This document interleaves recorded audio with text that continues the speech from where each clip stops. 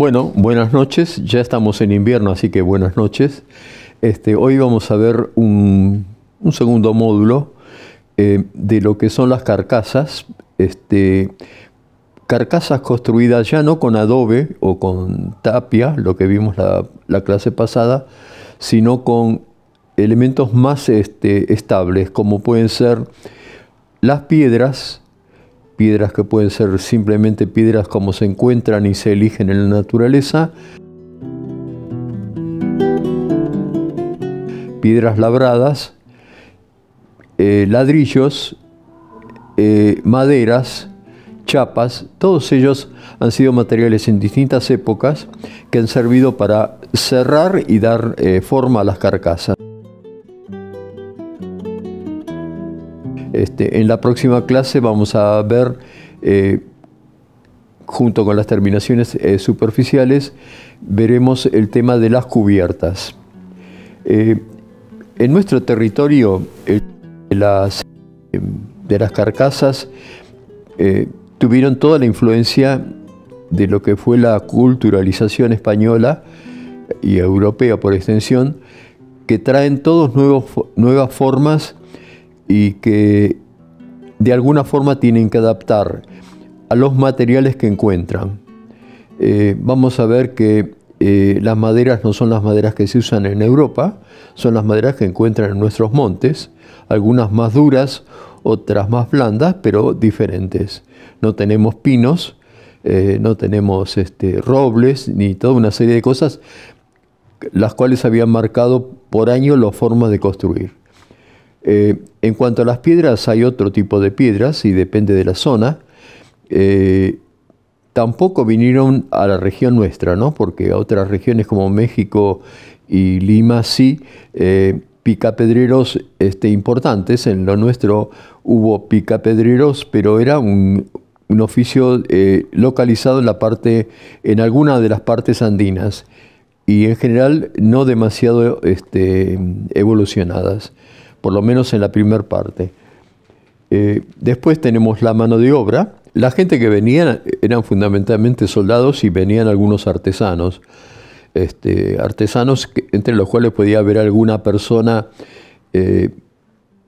no experta, pero sí con algún conocimiento tanto de las carpinterías. Eso lo más probable es que vinieran carpinteros navales que por extensión podían trabajar en una construcción.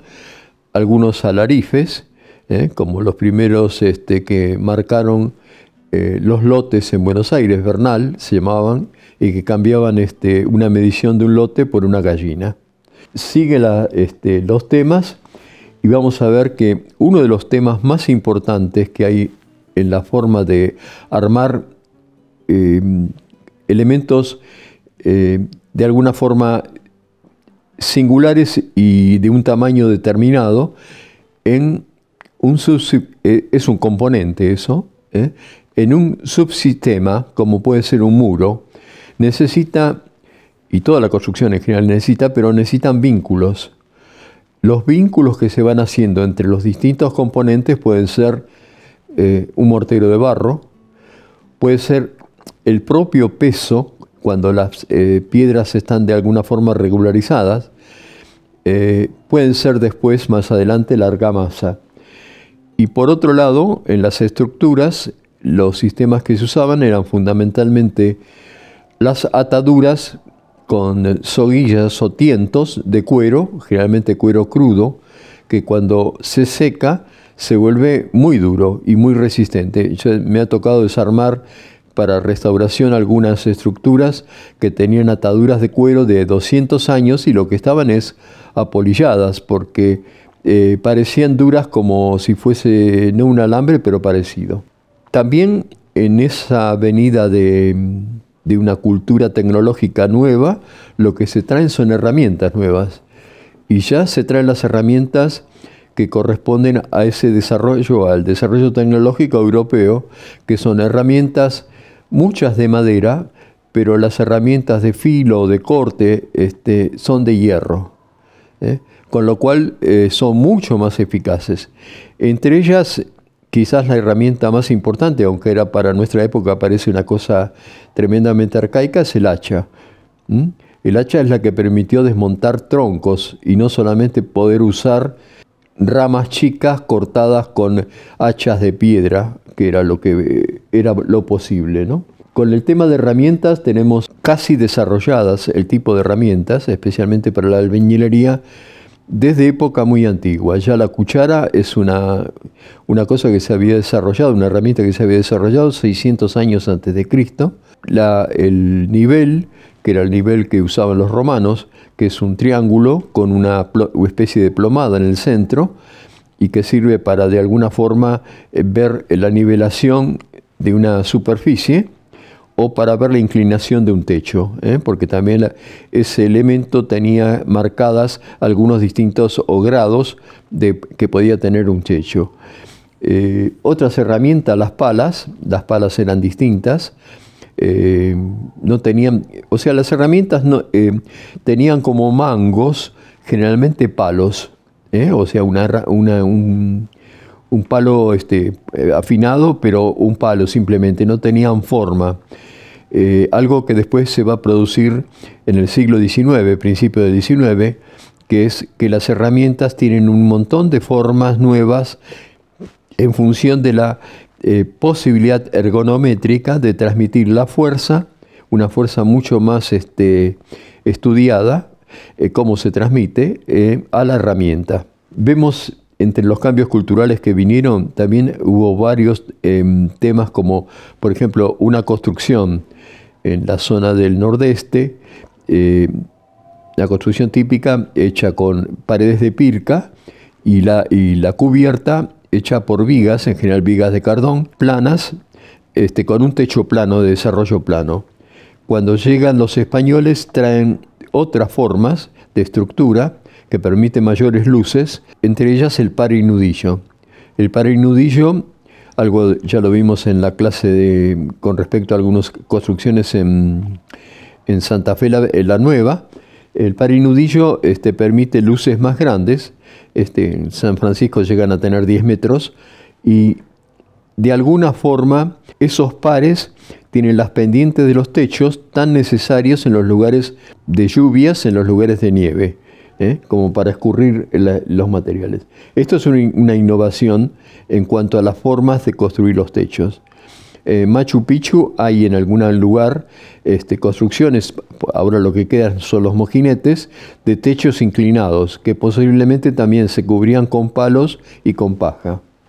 Acá vemos un techo, es en San Juan, un techo hecho con palos, con ataduras, como decíamos antes, de tiento, y cubierto con los materiales vegetales que encontramos, ya sea el cañizo.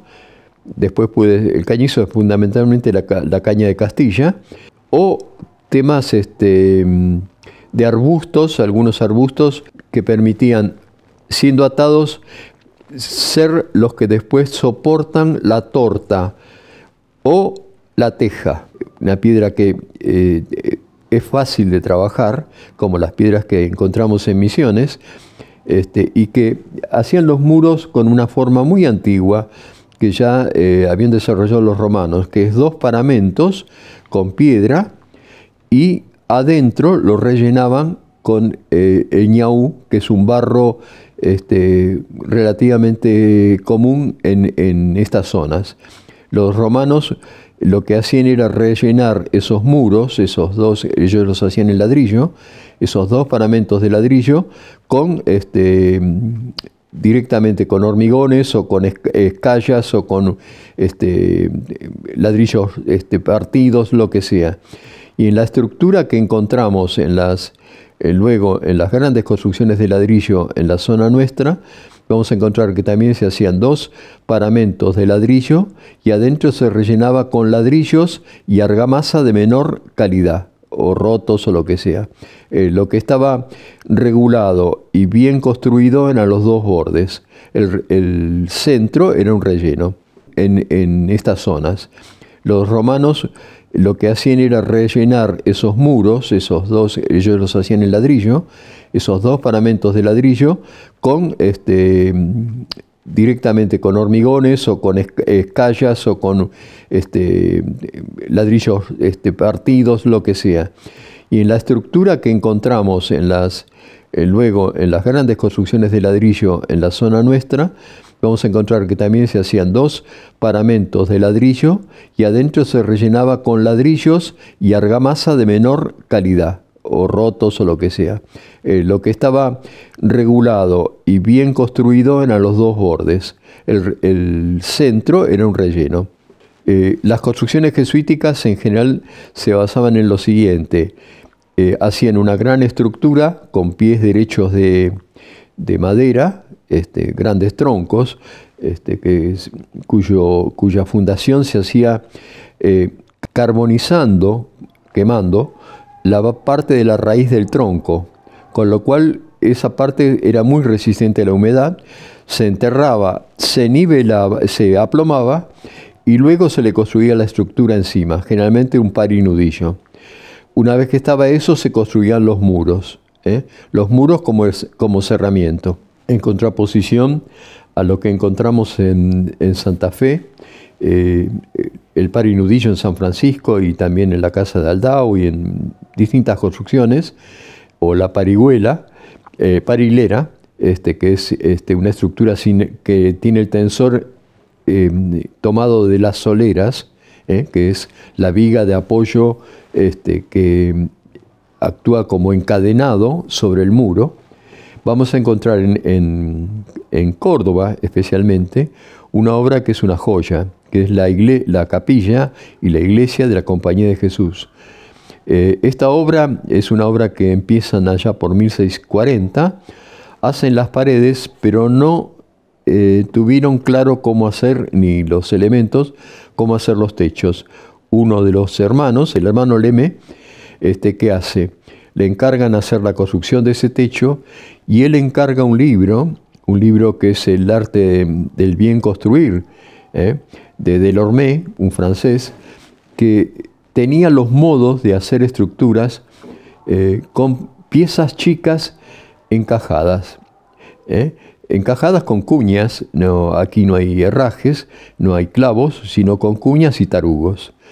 Estas estructuras que en Francia tuvieron una gran difusión, pero que prácticamente ahora no queda nada de todo eso, en nuestro territorio, o en el antiguo territorio de la colonia, se hicieron en 4 lugares, ¿no? Uno fue en Córdoba, otro en Santa Fe, que queda solamente un pequeño pedazo, otro en Asunción y otro en lo que sería la iglesia de los jesuitas de Salta, que se demolió por allá por 1880. Para hacer la carcasa con resistencia, para hacer la carcasa con capacidad estructural importante, hace falta que las piezas, los componentes, ya sea la piedra o el ladrillo, estén vinculados. El vínculo con barro es relativo en cuanto a su capacidad, pero lo que apareció es una cosa muy antigua, ya que es un desarrollo que se empieza a hacer en el Medio Oriente y se usa en Roma y se usó después en todo lo que tiene que ver con construcciones españolas, y los españoles lo traen acá, es el uso de la cal para hacer la argamasa. Y nosotros encontramos en varios lugares, uno de ellos que es muy interesante, en Carmelo, en la banda oriental, lo que fue la calera de los jesuitas, o sea, la calera de las huérfanas se llama ahora, ¿no? Que es una especie de terraplén donde se ha excavado una especie de cilindro de piedra donde se iba volcando desde arriba, y para eso usaban la diferencia del terraplén, se iba colocando piedra caliza y leña. Cuando se encendía el horno, la piedra caliza se deshidrataba y después que se enfriaba se podía sacar, y para usarla la tenían que rehidratar, que es lo que se llama apagado de la cal, que se hacía en unas artesas donde se la iba apagando y después se conservaba en una especie de pileta también hecha con tablas o con ladrillos que se llamaba alberca. Los ladrillos, el gran componente para nuestra región, se hicieron de muy distintas medidas. Al principio se hacían los adobes, después los adobes se cocinaron y aparecían ladrillos de unos 20 por 40, que de alguna forma regula el cabildo allá por 1750. Después va evolucionando, aparece un ladrillo que lo vamos a encontrar en muchas de las obras jesuíticas aquí en Córdoba, que es un ladrillo de 34 por 17 por 5,5, que se usó ese ladrillo en la época colonial y en toda la primera época republicana. Recién va a desaparecer este ladrillo cuando la influencia de los albañiles italianos traen un ladrillo que estaba en uso en Italia, un ladrillo de 30 por 15 por 5 y pico, que cuando uno investiga un poco, ese ladrillo corresponde a lo que era el piedi romano, que es de un pie de largo, por supuesto medio pie de ancho. Es importante la medida de los ladrillos para poder datar las construcciones. A veces no hay que confundirse y hay que ser bastante cuidadoso en la observación, porque en el campo y en la ciudad no se tiraba nada. Si aparecen ladrillos, los reuso. Entonces a veces confunden encontrar paredes que tienen ladrillos coloniales, pero que tienen formas y su subsistema como muro es posiblemente de mediados del siglo XIX y a veces del XX. Los ladrillos grandes tienen una particularidad: hay que agarrarlos con las dos manos, y su peso es bastante importante, alrededor de 4 kilos. Con lo cual la forma de trabajar era que se extendía el mortero y luego se ponía el ladrillo. Los ladrillos nuevos, los ladrillos de 30 por 15, se puede manejar el ladrillo con una mano y la cuchara con lo otro. Con lo cual cambió las formas de hacer.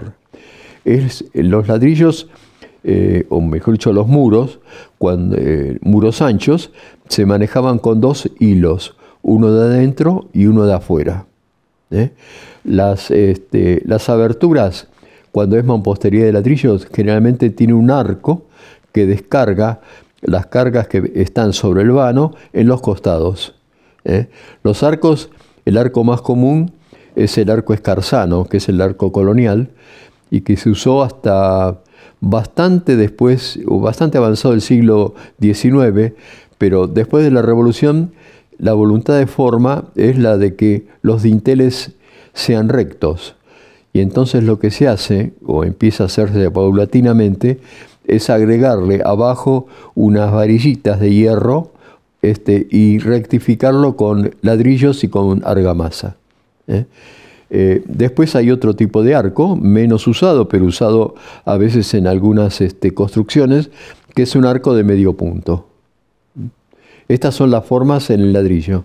En el adobe, los dinteles se hacían con palos. Es muy raro encontrar un dintel hecho con un arco de adobes. Entre las primeras estructuras, o sea, para hacer la cobertura de un recinto, se usaron, como habíamos visto, las vigas de madera. Madera primero que puedan ser palos sin escuadrar, después pueden ser una rama escuadrada, generalmente eso da una viga cuadrada, o más adelante, cuando ya empieza a desarrollarse los sistemas, aserradas y teniendo una altura generalmente de 3 con respecto a 1 del ancho, con lo cual la madera se aprovecha mucho más. El padre Pauque nos habla en algún momento de la dificultad que había para hacer una viga, porque una viga generalmente, cuando no hay sierras, especialmente sierras mecánicas, se desperdiciaba enormemente la madera, y de una viga posiblemente de un tronco se sacaba una viga o 2, porque se hacía hacha. De las otras estructuras ya más complejas y que necesitan mayor conocimiento, son las estructuras de bóveda. Las bóvedas, las más antiguas, las vamos a encontrar en nuestra región, ¿no? En Córdoba, yo he visto una bóveda que está en la estancia jesuítica de Altagracia, en un lugar que le llaman la Herrería, y que como está en el tope de la loma, debió corresponder a las antiguas construcciones del siglo XVII. La estructura está hecha con una bóveda donde las dovelas son piedras planas, puestas con argamasa, pero la luz que puede cubrir 5 metros y punto. Mientras que después las bóvedas que se hacen de ladrillo llegan a cubrir luces de 10, 12 metros, y alguna más si hay tecnología apropiada.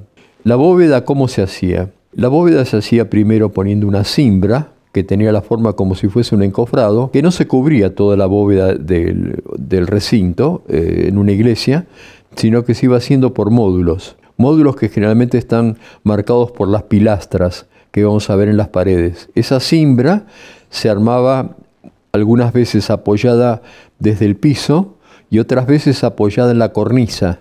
Cuando se iba colocando los ladrillos como dovelas formando el arco, y cuando se ponía el ladrillo del centro, que es la clave, ese arco ya tenía capacidad de carga. Lo que hacía era establecer fuerzas horizontales que se neutralizaban, dependiendo del ancho, con muros muy grandes o con capillas laterales o con ese tipo de cosas, ¿no? Contrafuertes. Las cúpulas, que es la otra forma que también se hacía generalmente en ladrillo, ya esto, se hacían con un centro y se iban formando arcos cuyo lecho esté inclinado en forma tal de que siempre miran a ese centro del cual se va regulando, y se terminan cerrando arriba con generalmente una clave que está formada por un anillo de ladrillos, y que en las iglesias termina con las linternas con las cuales terminan las bóvedas arriba, ¿no? Es muy interesante porque, al modo también como lo vimos en las bóvedas de adobe, tenemos una planta redonda que tiene que pasar generalmente a una planta cuadrada, y eso se hacía con las pechinas de ladrillo. Generalmente todas estas construcciones no tenían tensores de hierro, un material escaso, sino que simplemente se equilibraban con la fuerza o el contrafuerte que se hacían en los costados. La iglesia más antigua en el sistema de bóvedas en Buenos Aires es la iglesia de San Ignacio, que se empezó a construir allá por 1690, y es la iglesia más antigua de Buenos Aires, construida ya con una técnica, le decían, que trajeron los jesuitas, haciendo bóvedas a la romana. Tiene los distintos tipos de bóvedas, tiene bóvedas por arista y tiene bóvedas de cañón. Algunas con los arcos fajones, que son unos arcos que sobresalen, que apoyan sobre los pilares. Es una obra de arte y es una obra que llevó muchos años y muchas horas hombre para hacer esta iglesia. Después ya, en el siglo XVIII, las iglesias empezaron a dejar de tener techos en la región, ¿no? Techos de par y nudillo, y empiezan a tener techos de bóveda, algo más estable y algo que también correspondía de alguna forma a las ideas de tener una bóveda celeste, que representaba mucho esa idea que se acentúa después de Trento, de la iglesia teniendo la tierra, apoyada en la tierra, y que inclusive se terminaban pintando los basamentos con color marrón para que pareciese la tierra, y desde esos basamentos hasta el cielo raso, lo hemos visto en algunas capillas en el norte, de azul añil, representando el cielo, y sobre el presbiterio en algunas tienen pintadas estrellas.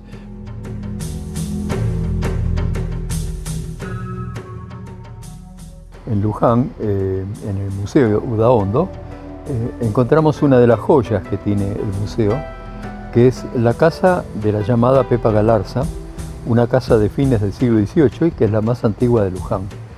Es una casa típica de la época, con paredes mampostería, estructura de par y nudillo, cubierta de tejas musleras, con unas cornisas muy simples. Sus aberturas todas tienen arco escarzano, como era propio de la época. La casa está pintada de cal, de blanco, con una faxa, como se decía en la época, color borrabino. En su época era una especie de protección que se hacía con almagre, que es un óxido de hierro, en ese mismo tono, ¿no? Y las puertas están pintadas con una pintura que, según las crónicas, es el verde cardenillo, que es propio de una pintura hecha con el óxido del cobre más un aceite, una linaza. Es muy sencillo. La historia de esta casa es que esta casa Udaondo la compró entre tantas incorporaciones que fue haciendo, y se usó por muchos años como depósito, sin valorar, porque el museo tenía otras cosas que deslumbraban, sin valorar que era el testimonio, la casa más antigua de Luján, y quizás de toda la región, porque no hay demasiadas casas de este estilo en la provincia. Yo conozco otra que es en la Hacienda de Figueroa, también monumento nacional, ¿no? Que es del mismo tipo y con el mismo tipo de estructura. Creo que es algo muy valioso porque es una casa que nos habla de la vida cotidiana. Está ubicada en un lote muy cerca, en una parcela, un solar, muy cerca de la plaza. Su estructura es ortogonal frente a las calles, o sea, cosa que si hubiera sido construida antes de que se hiciese la división o el damero ese que hizo Torresul en 1755 como el plano para la villa de Luján, hubiera estado en una posición intermedia. Por otro lado, la casa representa un símbolo muy importante para el museo, porque con el enorme acervo patrimonial que tiene el museo, se la reinstaló adentro con lo que eran las cosas de la época. No son las cosas de la casa, son las cosas que usaban en las casas en la época, lo cual es tremendamente valioso. Yo los invito ahora a que entremos. Es muy sencillo, no esperen encontrar ni bronces ni deslumbre, van a encontrar la sencillez de una casa de alguien que no es la casa del virrey, la llamada casa del virrey, o un palacete o una casona colonial de Buenos Aires. En Buenos Aires muchas de las casas eran así, inclusive hay testimonios de eso. Acá tenemos un ambiente muy sencillo. Cuando este trabajo se hizo con gente del lugar, no fue hecho un trabajo con especialistas. Inclusive hay una cosa muy interesante. Cuando planteamos la obra, hace ya unos 15 años, no, 15 años, casi 20, la obra estaba muy degradada, los revoques caídos, los techos caídos, y se contrató a un contratista muy sencillo de la época, porque no es el Palacio ni la Capilla Sistina, es una casa urbana de lo que fue en algún momento el virreinato.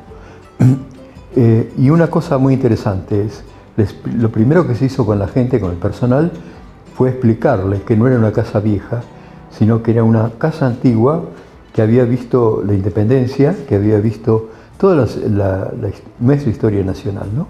De alguna forma en su época. ¿Qué se hizo con la gente? Una cosa que para nosotros fue emocionante, cuando se inauguró la casa, con la venida de autoridades y una cantidad de gente, los operarios trajeron a sus familias vestidas de domingo, con lo cual estaban haciendo como un símbolo de lo que apreciaban la casa y de lo que se sentían depositarios. Por otro lado, cuando tuvimos que hacer los revoques, estuvimos averiguando a ver con quién podíamos hacer los revoques de barro y bosta, y los revoques de barro y bosta se ofreció un peón que sabía hacerlos, porque en su casa en el campo los revoques eran de barro y bosta, como se habían hecho en la antigüedad. Aquí vemos en la sala un tema que es el estrado, que era el lugar de las mujeres, un lugar donde no entraban los hombres, donde cosían, bordaban, charlaban, etc., ¿no?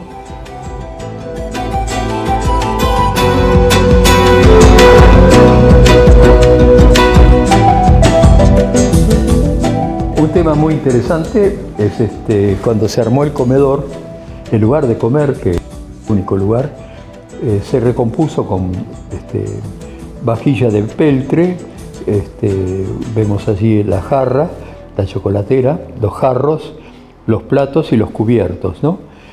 Y los muebles son de época también.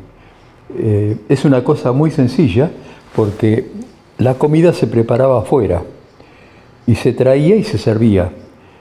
Ese es el método, ¿no? Por otro lado, es muy interesante esto verlo cuando se pone en valor.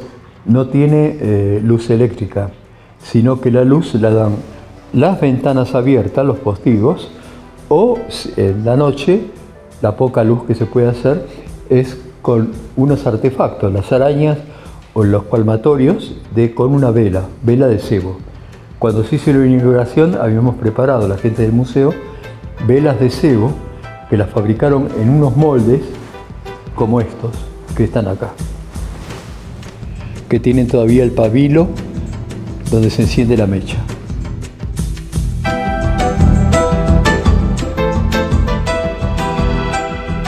Acá tenemos un montón de morteros de piedra. Mirá qué interesante esto.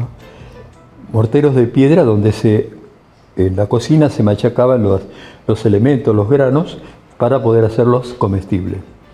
Y acá tenemos una lámpara que funcionaba con aceite y con un pabilo. El aceite que se usaba era una cosa que usaban las clases altas, porque el aceite era caro, había que traerlo importado de España. El combustible que usaba para iluminar en general era el cebo, las velas de cebo.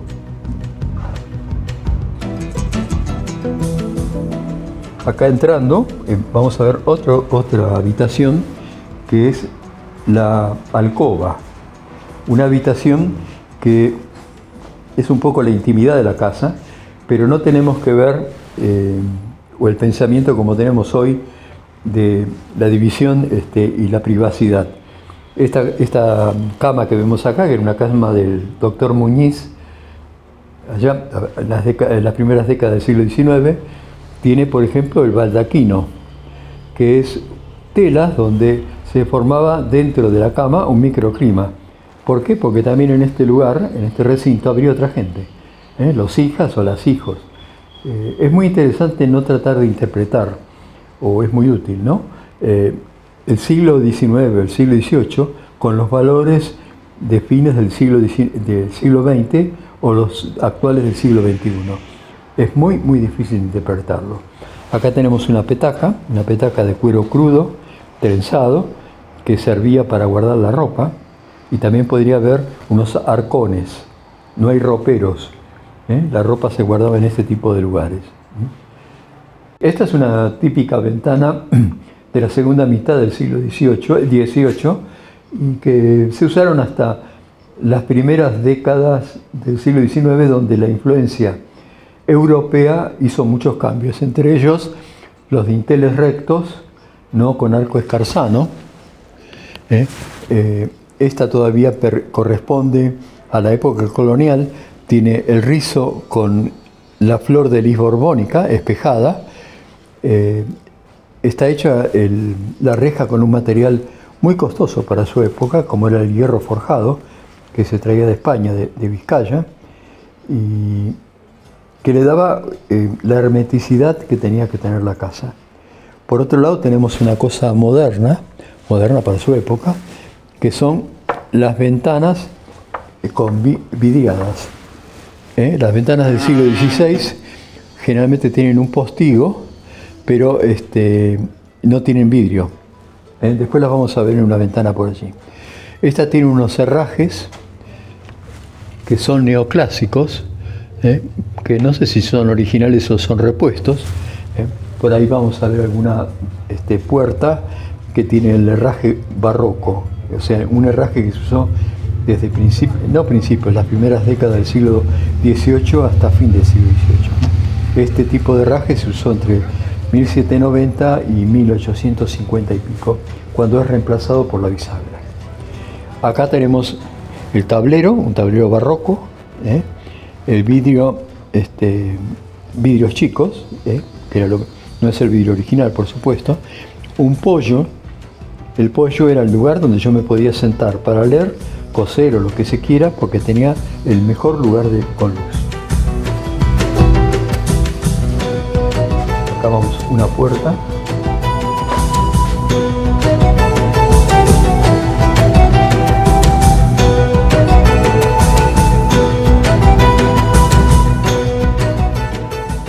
Esta puerta tiene las dimensiones de una puerta del siglo XVII o XVIII comienzo. Es una puerta que tiene ya un avance porque tiene marco. Las puertas de esa época tenían dintel y umbral, y generalmente la articulación se hacía por un quicio, no por herraje. Este es un herraje de los que hablábamos antes, barroco, con esta flor aquí, que está clavado, lo mismo esta escarpia que está clavada al marco. El tema de los clavos y cómo se fija un herraje es algo que recién cambió entre nosotros después de 1850, cuando aparecen las bisagras y los tornillos. Ustedes ven, es una puerta con un bastidor y un tablero integral. Y las dimensiones de la puerta hacen que no sea una puerta simbólica, sino una puerta sencilla. No sé si corresponde a este lugar, ¿no? Las puertas que vemos en esta casa, muchas son de diferente altura. Eso nos está hablando de un armado de la casa, en un momento, donde se trajeron aberturas de distintos lugares. Esto es un derrame, esta inclinación es un derrame, que generalmente se pone porque la pared es muy gruesa y cuando se usa en las fachadas para que la luz tenga una cierta proyección. Este es un herraje barroco, tiene tornillos pero no es original eso, y acá una tuerca. Estos son los que decíamos se usaron hasta más o menos 1790. Por otro lado, acá tiene un herraje que se llama capuchina, que es este de aquí, para las aberturas menores, que es una escarpia más un cono de hierro clavado sobre el postigo. Los postigos fue el elemento clave hasta que lo reemplaza la celosía o la persiana. Acá tenemos una aldaba y aquí tenemos un tirador barroco de hierro forjado.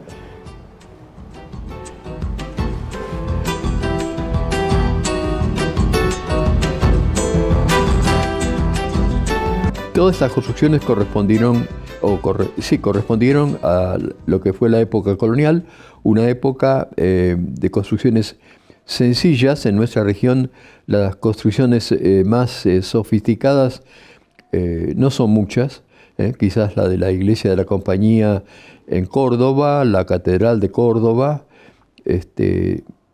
las iglesias que encontramos en Santa Fe y las iglesias del siglo XVIII en Buenos Aires. Y después hubo iglesias en las distintas ciudades, pequeñas ciudades, que son relativamente del mismo modelo y relativamente de escala acotada. No hay las grandes catedrales ni las grandes iglesias.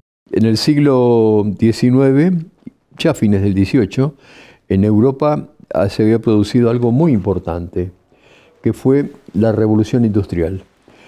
La Revolución Industrial empieza muchos años antes, con la Revolución Agraria, y a mediados del siglo XVIII se produce esa revolución tecnológica con la incorporación, por un lado, de la energía de vapor, que permitió una dimensión distinta, y con la elaboración de los altos hornos que permitieron elaborar mucho más abundante y mucho más refinado todo el mineral de hierro para producir hierro fundido.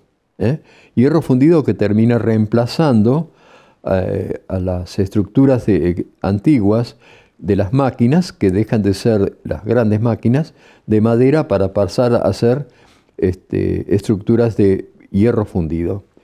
Esto corresponde a un cambio social muy importante también que se produce, que es y que la máxima expresión es la Revolución Francesa, el acceso de la burguesía reemplazando a la estructura social a la nobleza.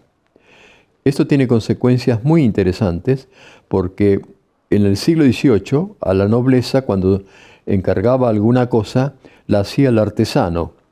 En el siglo XIX, cuando un burgués encarga algo, es algo fabricado, es muy raro que sea un artesano, es algo fabricado con el sistema de producción de las fábricas, con la normalización. Los elementos son repetitivos, y que después van a dar pie, esos elementos repetitivos, y esa producción en una fábrica lejana al lugar de estar o al lugar de residencia de del cliente, al catálogo.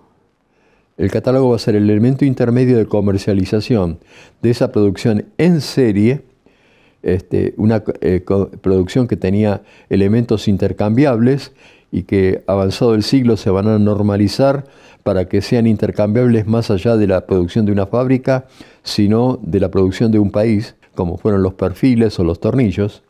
Y esto va a tener consecuencias muy importantes en las posibilidades de la industria de la construcción. Todo esto, que la revolución esta social tuvo grandes consecuencias, entre que hay una migración desde el campo a la ciudad, se produce la urbanización de las ciudades. Esas urbanizaciones generalmente eran tremendamente precarias, con hacinamiento y, bueno, con grandes problemas que después generan grandes problemas sociales. Por otro lado, se va consolidando las costumbres y las respuestas que tiene la sociedad para la burguesía, una burguesía que tiene como modelo a esa nobleza que había reemplazado, pero en clave industrial. Se hace una columna, y una columna, por ejemplo, tiene arriba un capitel, que es un capitel generalmente un corintio, y que se produce por moldes, mientras que en el siglo XVIII se hubiera producido un capitel de piedra por el escultor. A nosotros las primeras construcciones después de la Revolución de Mayo, que nos llegan importantes, la primera fue ese obelisco que nosotros llamamos Pirámide de Mayo, un monumento neoclásico, medio masón en cuanto a su estructura, construido en 1811. 1822 se produce en época del gobierno de Martín Rodríguez, y que el secretario era Rivadavia, la venida de algunos técnicos franceses. Ya habían venido antes, pero ahí vienen algunos más, y después en la presidencia de Rivadavia vienen muchos más técnicos que van a influir muchísimo en los modos de construcción. En 1822 viene un arquitecto, entre ellos Catelin, un arquitecto francés, y se le encarga que haga o construya el frente de la catedral. Y bueno, estos arquitectos trajeron los modos que tenían en Francia, no hicieron una readaptación. Y como lo hicieron cosas que en Europa estaban en piedra, las hicieron en mampostería y revoque. Pero, por ejemplo, el elemento clásico es el frente de la catedral, que es el mismo modelo del Senado de París, y que en Francia, en París, este Senado está hecho en piedra, con los colores que tiene la piedra en París. Y en Buenos Aires, ¿cómo se hace eso? No hay piedra, se hace mampostería, se revoca, y el color que se le agrega es algo parecido a la piedra París.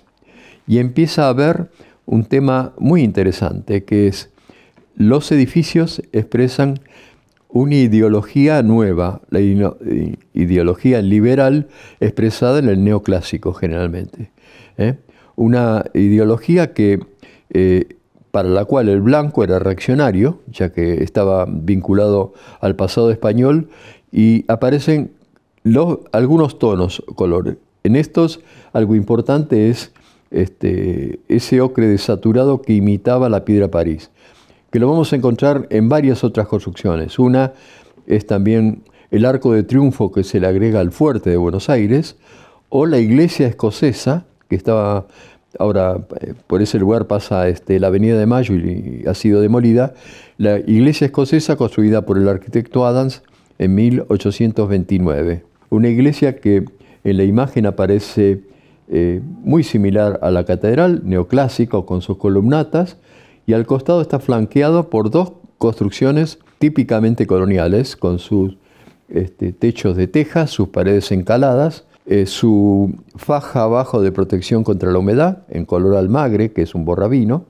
Bueno, fíjense, esta imagen de época, en realidad forma el contraste de una sociedad que tenía, por un lado, la inercia de lo colonial, que muchas cosas seguía construyendo al modo colonial, y la influencia de las nuevas formas de construir, que traen formas de construir y fundamentalmente la tipología de la construcción que viene de Europa. Una tipología que es usada, según los gobiernos, en las distintas construcciones, ya sea la catedral, ya sea en la sala de representantes, en la Manzana de las Luces, ya sean algunas construcciones como las de la Casa de Larrea, del arquitecto Zucchi, un italiano que influyó muchísimo, aunque estuvo muy poco tiempo, en el Buenos Aires de los años 30, ¿no? Una cosa que tenemos que pensar desde mediados de siglo, primero habían venido técnicos, pero desde mediados de siglo, inclusive como parte de las convulsiones que hubieron en Europa, la Revolución del 48, que fue muy importante en toda Europa, o después otras convulsiones que hay en los países, y grandes conflictos, termina habiendo una inmigración, entre ellos una inmigración nueva, la inmigración italiana, que trae, y que es muy importante, y que cada vez crecerá más hasta la Primera Guerra Mundial, trae los modos, y una de sus especializaciones era la albañilería, la arquitectura, y bueno, los modos de construir que aparecen después de esta inmigración tienen que ver con, cambió por un lado la medida del ladrillo, van cambiando las formas de la arquitectura, aparece las cosas simples, el Renacimiento italiano, el ornato, empiezan a aparecer toda una serie de cosas que tendrán gran influencia en las construcciones importantes hasta los años 80 y en las construcciones populares hasta prácticamente la Primera Guerra Mundial. En los años 80, esta construcción italianizante, salvo en algunos casos, especialmente por algunos arquitectos italianos que tienen gran prestigio y gran influencia a fines de siglo, empieza a aparecer la arquitectura de corte más académico, y nos van a aparecer techos de mansardas, y van a aparecer toda una serie de elementos nuevos que van a hablar de esa modernidad de fin de siglo. Acá tenemos una pintura que es una cosa muy interesante de Pío Colivadino. Nos está mostrando la hora de comer en una obra, y si vemos los personajes, ninguno aparece vestido de criollo, están todos vestidos con la forma que se usaba, la forma de vestir europea, y la forma de comer también es europea. No hay asado, no hay nada. Las herramientas que se ven también son europeas. Esto era una constante de toda una época y que fue muy, muy fuerte para determinar cómo era la construcción. Una época que dura prácticamente 80 años. Las distintas tramas de los ladrillos, los aparejos, a través de ellos podemos de alguna forma localizar el origen. Cada uno de los operarios que vinieron, ya sean italianos o o franceses o algunos nórdicos ingleses, van a tener su forma de hacer una mampostería. Y hoy lo vemos en las diferencias que tienen las tramas de una mampostería, por ejemplo, hecha por un alarife español, después un albañil italiano, a un albañil inglés, y lo vamos a ver, por ejemplo, en las estaciones de ferrocarril, y con las tramas al estilo nórdico o tramas a los estilos mediterráneos, ¿no? Hay todo esto, todas las técnicas y todo eso están acompañados de una gran revolución en la difusión. Ya desde principios de siglo en Europa empiezan a aparecer escuelas, escuelas de oficios, En París tenemos la Escuela Politécnica, que formó algunos de los arquitectos que después trabajan en Argentina, y aparecen muchísimos grabados, láminas y formas que son los elementos con los cuales se universalizan los modos de construir. Ya no es la tradición, lo que vi o la tradición oral, sino que empieza a haber elementos abstractos, como pueden ser los libros o los grabados, en una forma más difundida. Grabados y escritos ahí fundamentalmente desde el Renacimiento, donde vamos a encontrar los grandes tratados de construcción, pero no eran lo común. Podía haber algún tratado que tuviese un arquitecto, pero no era el elemento con el cual se enseñaba. Pero acá la amplitud, el crecimiento de la construcción, el perfeccionamiento técnico que logra construcciones de mayor complejidad, y todo eso hizo falta que estuviera apuntalado por la enseñanza. Recién nosotros vamos a tener ingenieros de formación argentina desde 1871, con los 12 apóstoles, que fueron los primeros ingenieros argentinos, ¿no? Sino fundamentalmente los profesionales, y hasta bastante avanzado el siglo XX, fueron profesionales europeos, norteamericanos, que venían con una estructura y un pensamiento determinado, ¿no? Estas láminas les recomiendo verlas porque realmente sintetizan todos los modos de construir, aunque es son láminas y el libro italiano,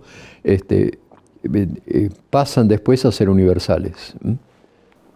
Después de mitad de siglo, esta inmigración tuvo también otras consecuencias muy positivas, porque no solamente vinieron artesanos o albañiles o arquitectos que estaban orientados hacia lo que es la construcción, sino que vienen herreros, vienen carpinteros, vienen caldereros, vienen toda una serie de oficios que empiezan siendo un pequeño taller, muchos de ellos un taller de artesanos, de artesanía, con una producción muy acotada, que tenía que luchar muchísimo para competir con lo que venía importado, porque casi todo el material industrializado venía de Europa, pero que se fue abriendo camino y llegó a ser esos talleres, mejor dicho, esos pequeños talleres artesanales del herrero, del carpintero.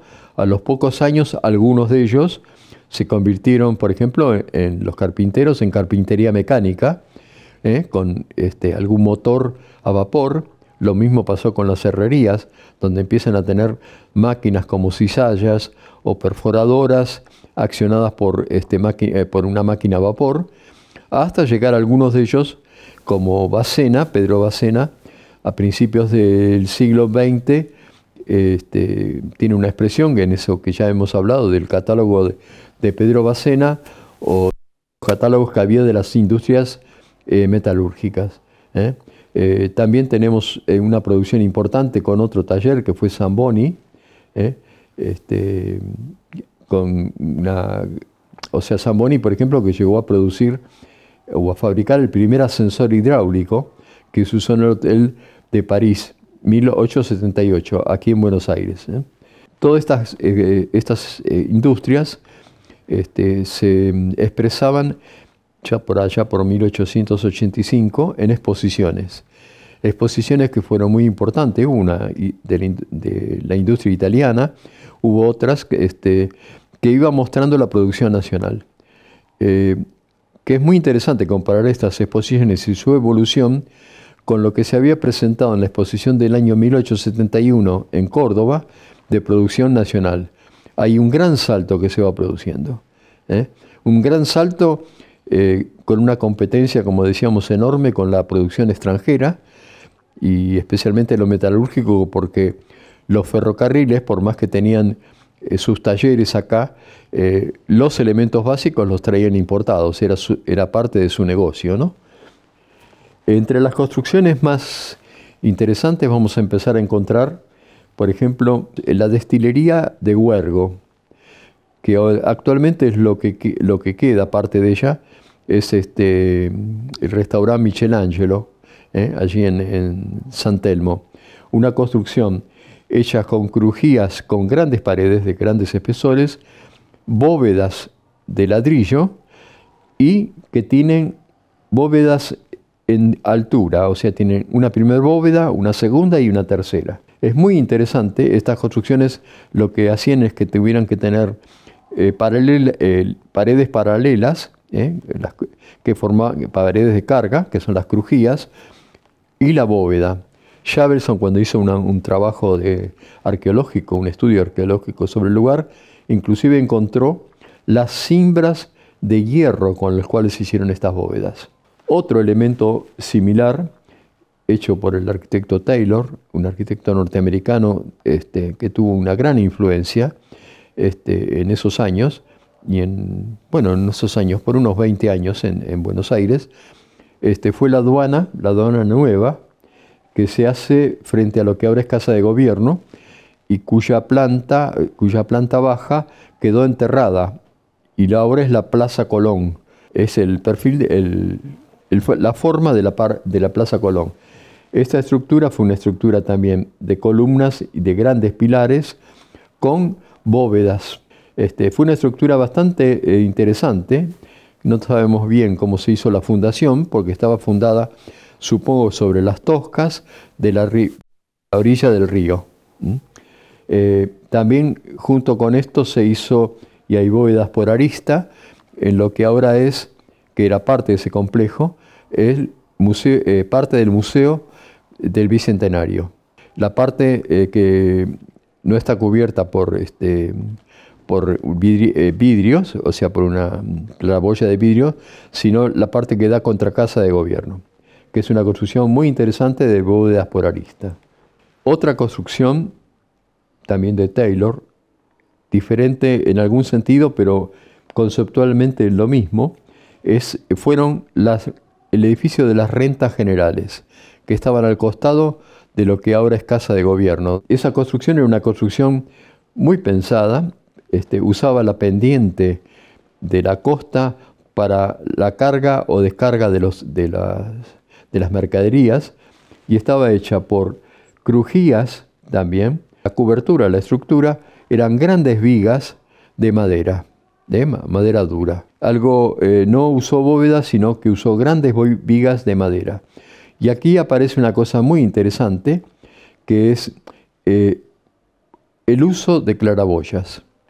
Claraboyas que ya habían sido usadas en Buenos Aires, en la sala de representantes hay una claraboya en 1821, pero simples. Acá usa grandes claraboyas para iluminar el interior de este edificio de rentas. Un entrepiso muy interesante es el que usaron en la Casa de Lorriaga, una construcción de 1812 a 1820, donde se usaron para los entrepisos vigas de madera dura, cuadrada, de sección cuadrada, con directamente abajo, muy cerca del plano inferior de la viga, una especie de moldura chiquita de los dos lados, y entre las molduras un ladrillo. Las vigas tienen la separación entre las vigas es el ancho del ladrillo, y después el ladrillo se revocó y parece un casetón.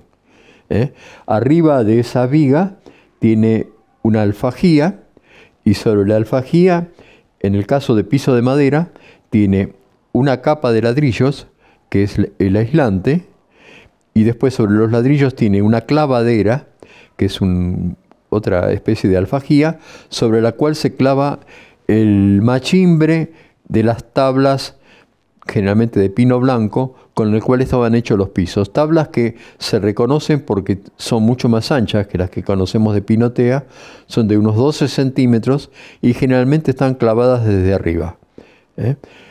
Al costado vamos a ver lo mismo, pero para un piso que lo usaron en el último piso para la azotea, donde lo que se hace es, sobre el ladrillo de abajo se rellena y como aislante, y después hay una especie de contrapiso que va rellenando y nivelando, y sobre esto se pone una capa de mortero y sobre el cual se pegan las baldosas.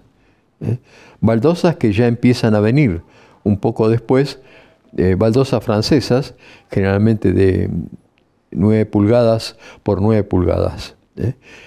También aparecen o se usan algunas baldosas que se producían acá de cuarta por cuarta.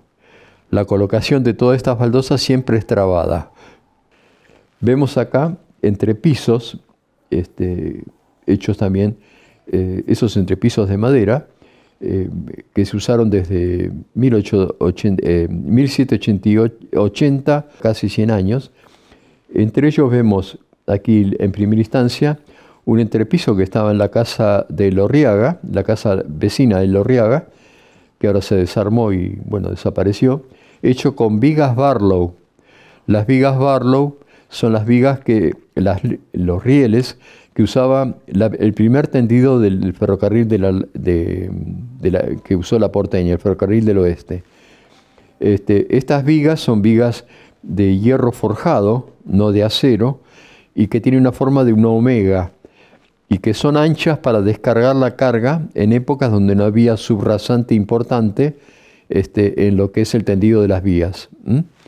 Estos rieles se usaron hasta más o menos 1870, cuando son reemplazados por los rieles modernos de patín y que son de acero, y que permitía el transporte de vagones mucho más pesados. De estas vigas se usaron mucho en Buenos Aires, y especialmente en el ferrocarril. Todavía se encuentran algunas, usadas como columnas de tanques, como guardarrails, o sea, en distintos usos, ya no como rieles, ¿no? Y al costado vemos una estructura hecha por el arquitecto Aber en 1878, que es la del Correo, actualmente dentro de lo que es Casa de Gobierno, que es una estructura con vigas escuadradas rectangulares, de madera dura, un quebracho, cubiertas por clavaderas y un piso de madera, y como aislación tiene una especie de bovedilla de 2 ladrillos soportados por unos listones que están clavados abajo. Y abajo, como terminación, tiene una terminación muy moderna para su época, es un cielo raso hecho con alfajías y yeso. Algo que tenemos que ver en los nuevos vínculos que hay en el siglo XIX son la aparición de máquinas para hacer clavos y máquinas para hacer tornillos. Hasta más o menos 1830 los clavos se hacían por forja.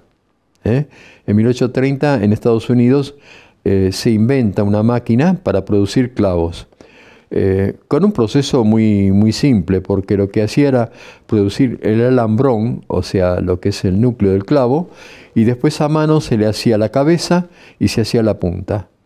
Pero fue una enorme revolución, porque se hacen cantidades de clavos en un coste muy reducido comparado con los artesanales, y que permite, en Estados Unidos fue casi una revolución en la construcción, porque el clavo y la tabla, que es otro tema que aparece por allá por 1820-30, que es el aserrar la tabla de pino y popularizar la tabla hecha mecánicamente, ¿no? O sea, cortada mecánicamente.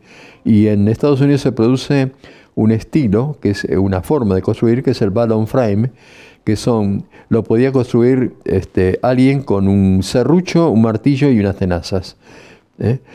Y con la cual vamos a ver mucha de la construcción que hay en todo el oeste norteamericano.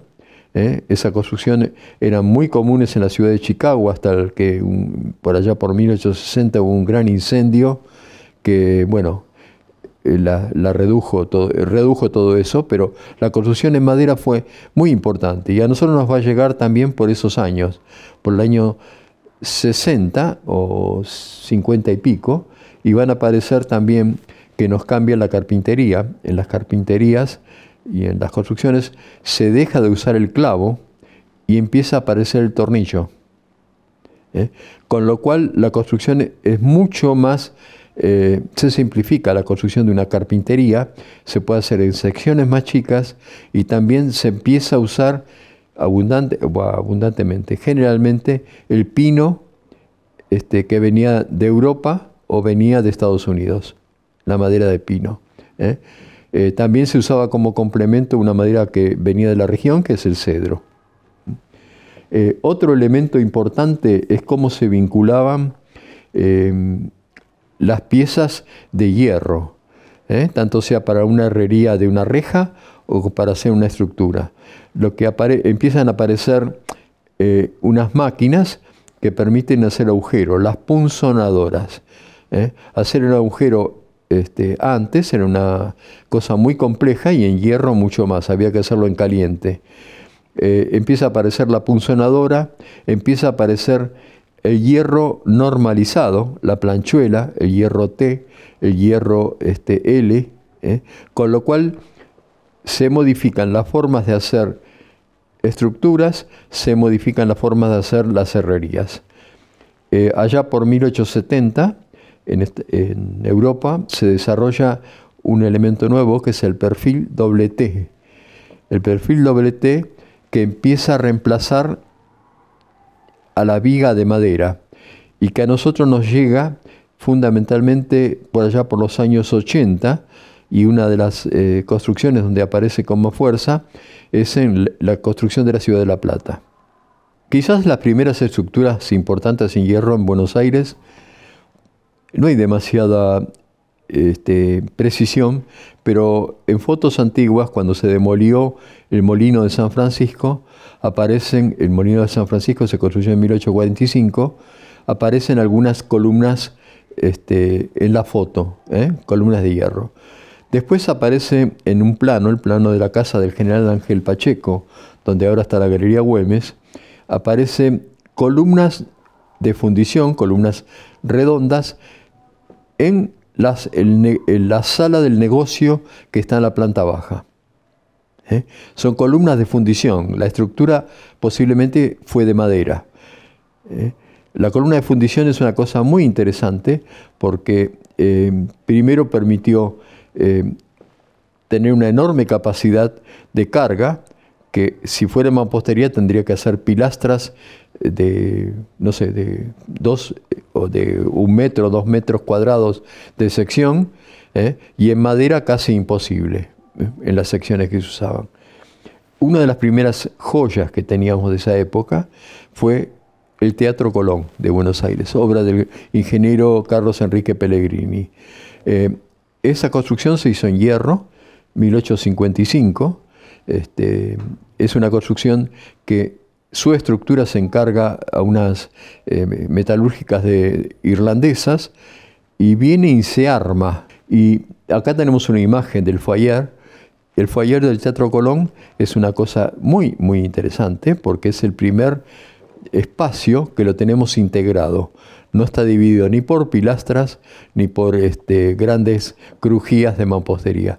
Hay un espacio grande integrado soportado por columnas de fundición. Por otro lado, en la sala del Teatro Colón tenemos una estructura de hierro con una cobertura metálica y con claraboyas.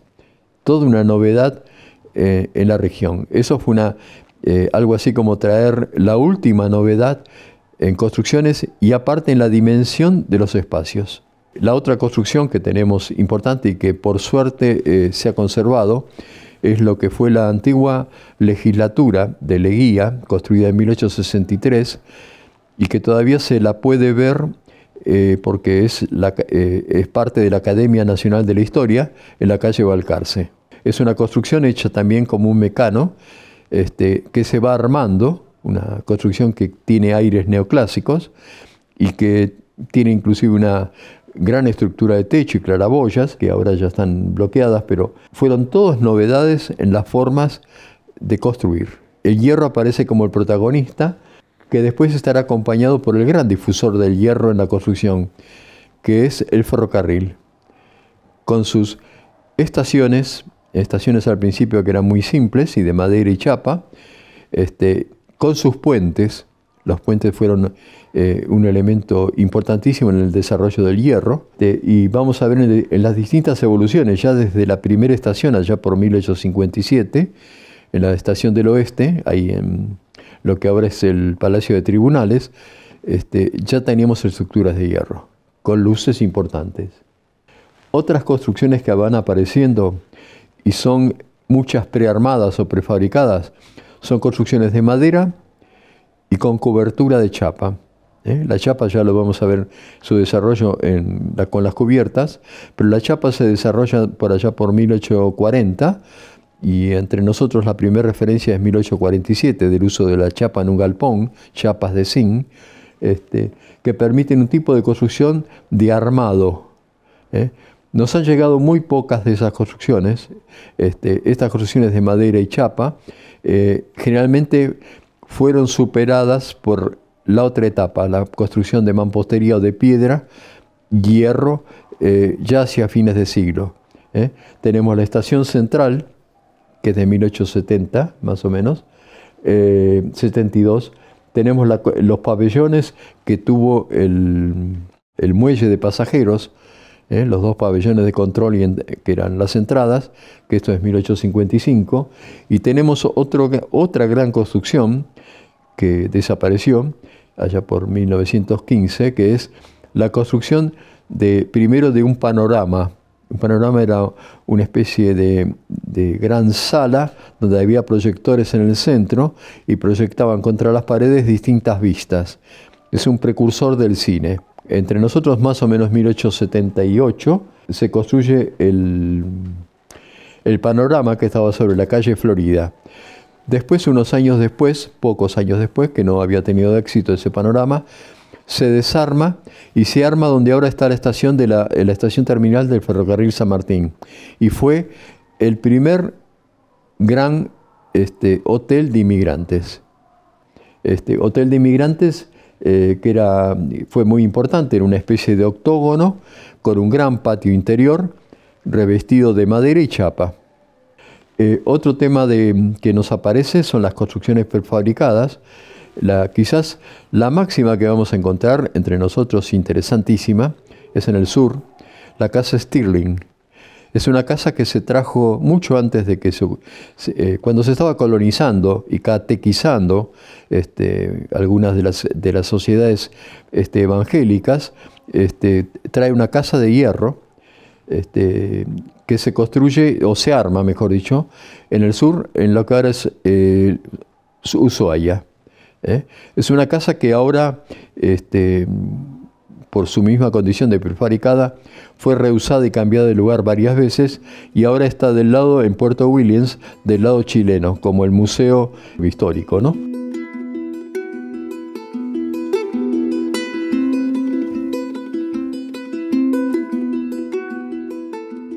Nos encontramos en la denominada antigua Casa de Gobierno. En realidad, esta es la segunda edificación dedicada a sede de las autoridades de Tierra del Fuego. Yendo a la historia, nosotros acá tuvimos una primer casa de gobierno construida en 1896. Era una casa de gobierno de madera y chapa en forma de letra C, parecía una barraca, muy rústica, muy elemental, porque bueno, a fin del siglo XIX esas eran las construcciones.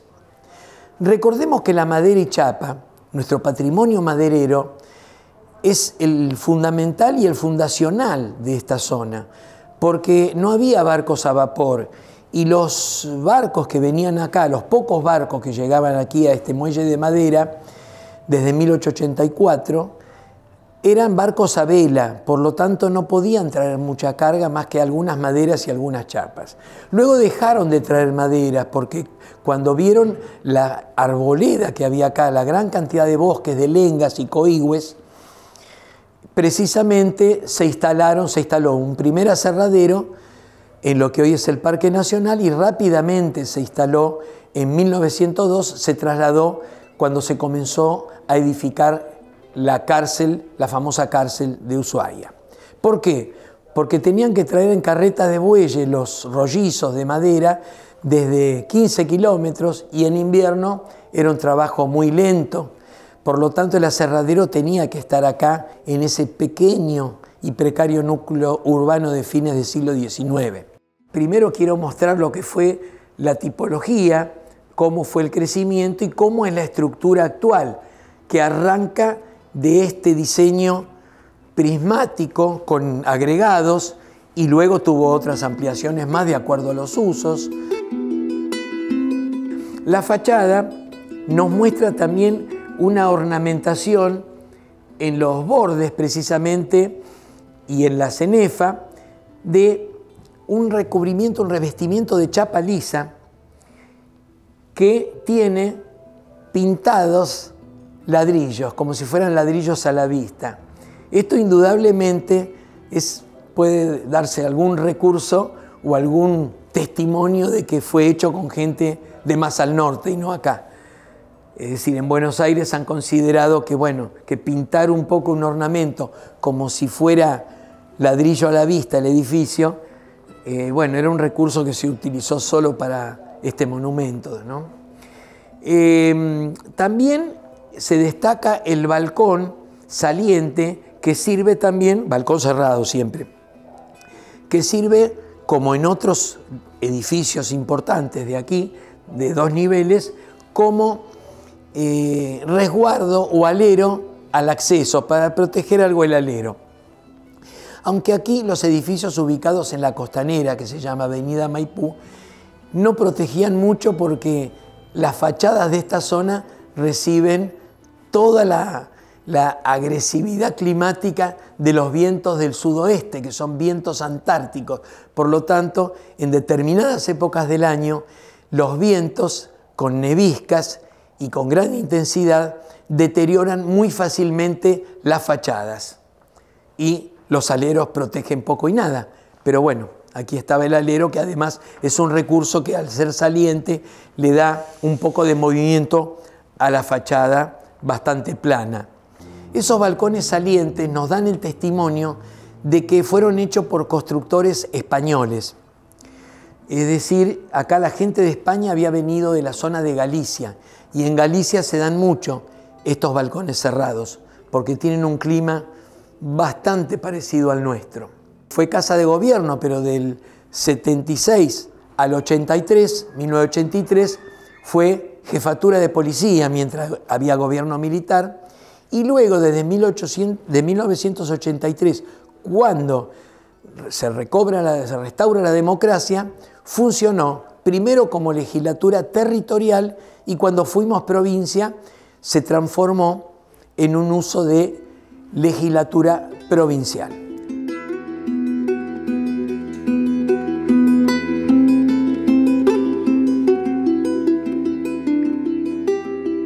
Ahora vamos hacia el ala, el sector del monumento que da hacia los jardines. Estamos ingresando acá a una escalera de 2 escalones, estamos ingresando a lo que fue la sala de estar. Esta era la sala de estar de las autoridades o gente importante, ilustre, que venía a visitar al gobernador de turno cuando era casa de gobierno. Esta sala está bien iluminada, con grandes ventanales, porque precisamente da a los jardines. En el sector del jardín histórico vamos a poder ver especies muy definidas de flores, como ser, a mi izquierda, plantas de lupinos que tienen colores variados y es una planta que se da mucho en el sector patagónico o zonas frías. En los caminos internos están bordeados por margaritas. Las margaritas también se dan mucho, pero ya de enero a marzo. Y desde diciembre hasta febrero, todo este jardín histórico está lleno de unas hermosas plantas de amapolas. Se pone todo rojo el jardín porque hay amapolas en abundancia. Ahora nos vamos a ir desplazando, viendo, digamos, detalles de la parte exterior del monumento, los revestimientos de chapas, las carpinterías de madera. Los vidrios repartidos, que no habíamos dicho, pero que son característicos de la arquitectura maderera fueguina. Recordemos que no puede haber vidrios grandes en construcciones antiguas patagónicas porque los barcos eran barcos a vela. Si venían vidrios grandes llegaban rotos, por lo tanto los vidrios son de vidrio repartido, las carpinterías son de paños pequeños. Lo mismo que los techos son generalmente de chapa porque si hubieran sido de tejas o pizarras llegaban hechas polvo por el movimiento de los buques a vela. Aquí tenemos la zona de Margaritas, toda esta es la zona de amapolas, como habíamos dicho. Tenemos la suerte de haberlo recuperado para el monumento porque es precisamente el único jardín histórico que se conserva en la ciudad. Aquí estamos en la calle La Serre, que es la calle que desemboca en el muelle del puerto, y la costanera que se llama Avenida Maipú, donde se encuentra la antigua Casa de Gobierno, hoy anexo del Museo del Fin del Mundo. Visítenlo si tienen posibilidades de venir a Ushuaia y bueno, es parte de la riqueza cultural que tenemos nosotros, además de los maravillosos paisajes. En el sur, la Patagonia en general, fue una región propicia para las prefabricadas. Prefabricadas de enorme calidad y construcciones en madera. En Bahía Harberton tenemos una construcción 1883 que es la casa de la estancia, el casco de la estancia, que Bridge, el obispo Bridge, al cual le habían dado por sus servicios un territorio, una estancia, encarga a su suegro en Inglaterra que le construya, era carpintero, que le construya una casa para rearmar en esta tierra. ¿Y qué hacen? Hacen una casa, la arman en Inglaterra, después la desarman, todas estas cosas generalmente se numeraban las piezas y se rearman aquí en Tierra del Fuego, en Ushuaia. Esa casa está entera y es Monumento Histórico Nacional. Otras grandes construcciones que hubieron poco después son las construcciones de la Exposición Nacional de Córdoba de 1871, en época de Sarmiento, todo fue tan precipitado que no hubo tiempo de construir edificios, sino que se encargaron edificios prefabricados a Estados Unidos y que se armaron y que estaban ahí en las cercanías del centro de Córdoba hasta los años 30 estuvieron esos edificios. Otras casas, y esto tiene que ver con el gran innovador en todo este tipo de cosas, que fue Sarmiento, la casa que él se construye en el Tigre, una construcción de más o menos 1850 y pico, él fue uno de los grandes colonizadores y difusores de las ventajas o de las cualidades que tenía el Tigre, y establece una casa en una de las islas, siendo un gran pionero. Junto con la casa se había establecido un aserradero, cuyas máquinas me parece que están tiradas por ahí, y se rescata una casa que se puso, que no es la casa de Sarmiento, sino una réplica, que se puso bajo un gran pabellón de vidrio, pero que el verdadero sentido que tuvo eso de colonización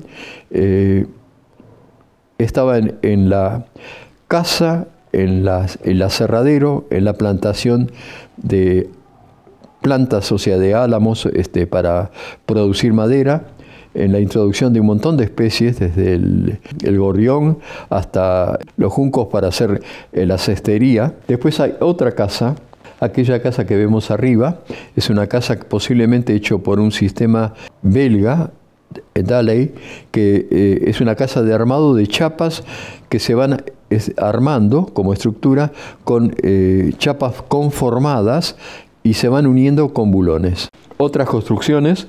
Hay una construcción muy interesante en madera, que es el edificio de la Maestranza en Tigre, que actualmente es el Museo Naval. Es una construcción de más o menos 1878, con una estructura de madera muy singular y muy interesante. Tan interesante como que haya aparecido en una revista francesa de la época como una innovación. Después, por esos años también se empieza a introducir, importado, estructuras y especialmente para lo que fue el servicio sanitario, aparte del ferrocarril, el servicio sanitario, y la primera construcción importante en esto es el tanque que había en la Plaza Lorea de 1 millón de litros, que era un tanque elevado con el cual se hacía el acopio de agua que después se distribuía en Buenos Aires. El agua venía desde lo que ahora es el Museo de Bellas Artes, que era la sala de máquinas, y enfrente del Museo de Bellas Artes, donde ahora está en la Facultad de Derecho, estaban los piletones de decantación. Y si vamos a la costa vamos a ver unas construcciones de mampostería que quedan ahí cerca de la costa. Esas eran las tomas de agua. Tomas de agua que llevaban el agua hasta las piletas. De las piletas se bombeaba hasta este tanque elevado. 1883 empieza un nuevo sistema que es la construcción de un gran edificio, el edificio que todavía está sobre la calle Córdoba, el edificio de obras sanitarias, un edificio que tiene adentro algo así como 72 millones de litros de agua. Y tenía, porque ahora no tiene más eso, tenía en grandes tanques de hierro con columnas de fundición. Inclusive era tan importante la masa de agua dentro de los tanques que hubo que ponerle algo así como cortaolas de mampostería. Ahora todos esos interiores se usan como depósitos o archivos. Los perfiles fue la gran revolución que reemplaza la madera, permiten luces más grandes. Fue una revolución en la construcción porque permitió construcciones más grandes, aunque sea simplemente apoyadas en mampostería, y armando estructuras complejas de hierro se pueden hacer edificios de altura. Y los primeros que vamos a ir viendo en esos edificios de altura es lo que todavía se conservan en la Avenida de Mayo. Entre ellos, el antiguo edificio de la Municipalidad, 1893, que tenía ascensor, y que tiene, con esa regulación que se planteaba en esa época, al estilo de las ciudades de Haussmann en París, tiene un basamento, un desarrollo y un remate. Las estructuras de hierro fueron muy importantes hasta prácticamente los años pasado un poquito los años de la Primera Guerra Mundial.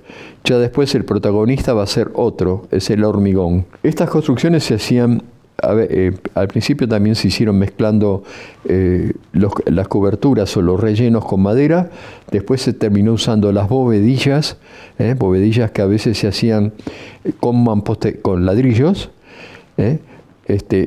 también se hacían con unas chapas onduladas que tenían la forma, o se hacían inclusive con algún material desplegado pesado que tenía la forma. La unión de los perfiles había perfiles de distintos tipos, había perfiles U, había perfiles para columnas compuestos, había columnas de fundición, había perfiles doble T, había perfiles Gray, que son unos perfiles que tenían el mismo ancho que alto, y con todo eso se iba combinando con, en el taller, armaban con roblones, o con remaches, mejor dicho, en caliente. Se hacía el agujero y se remataba en caliente. Y después en obras se terminaban armando con roblones o con tuerca y tornillo, de forma tal de que se iba estructurando todo. Para esta fecha todavía no teníamos soldadura. La soldadura entre nosotros aparece, la soldadura autógena en la última década del siglo XIX, y la soldadura eléctrica, que se había inventado en 1806 en Suecia, que posiblemente de mano de las empresas constructoras alemanas que tuvieron tanta influencia y que fueron las que fueron casi pioneras en ese salto tecnológico después de la Primera Guerra Mundial. Y eso fue un gran cambio en las formas de construir. Acá vemos estructuras, ya no, por ejemplo, un edificio como la Catedral de La Plata o la de Luján misma, sus estructuras ya no son de madera, sino de hierro remachado, y que después tienen una cobertura abajo formando el cielo raso y una cobertura arriba formando lo que es la cubierta del techo. Un tema muy importante para esta época es la fabricación de aglomerantes.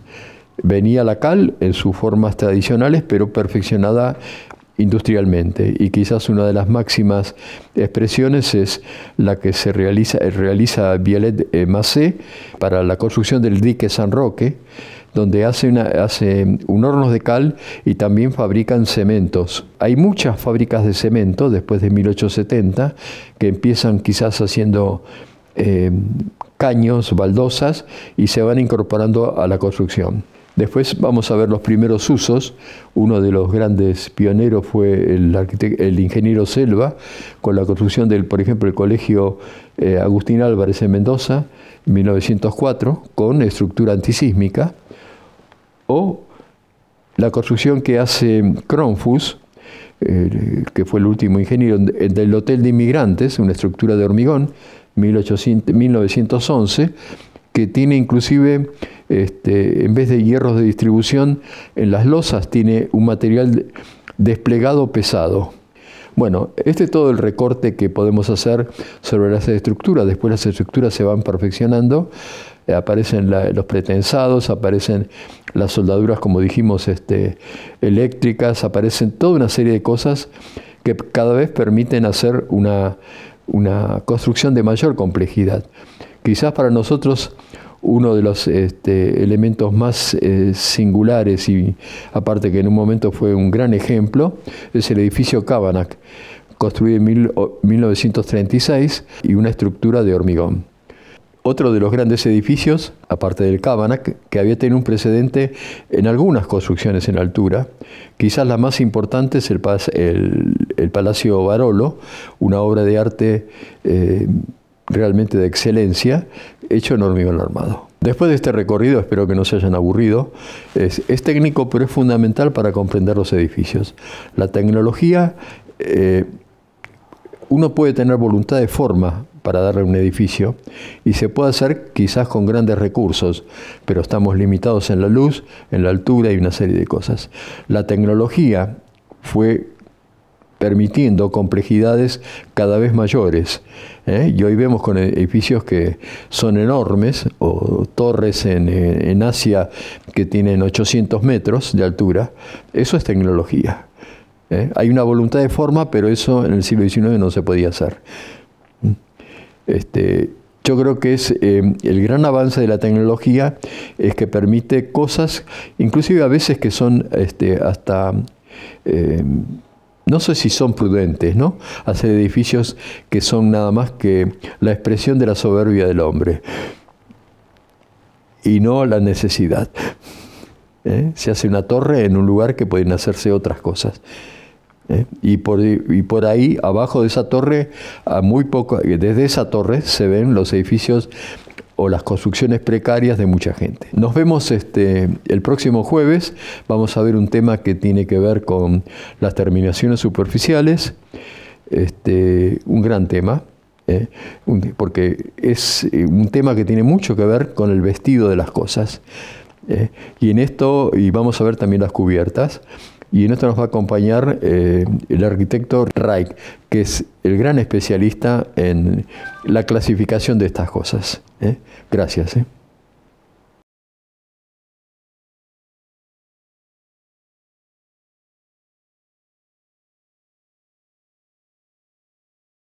Acá tendríamos lo que es el aposento.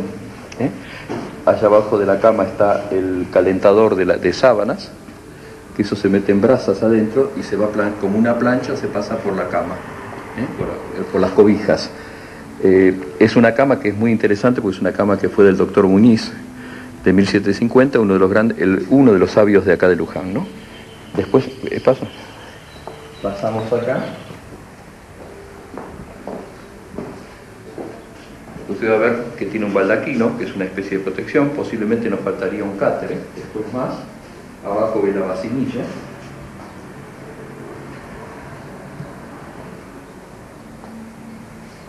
Y acá va hirviendo un escritorio, un pequeño escritorio, con un misal de 1802, con su rosario, y vamos a ver el telégrafo mercantil de 1802, porque esta casa corresponde a ese momento. Son los prolegómenos de la Revolución de Mayo. Aquí tenemos de este lado lo que sería la jofaina y la palangana, con una toalla de hilo, y de este lado tenemos el arcón con el ajuar, que es casi el elemento fundamental de una señorita cuando se casa, llevar el ajuar de la ropa blanca. Esto es una antiquísima tradición que ya se practicaba en España.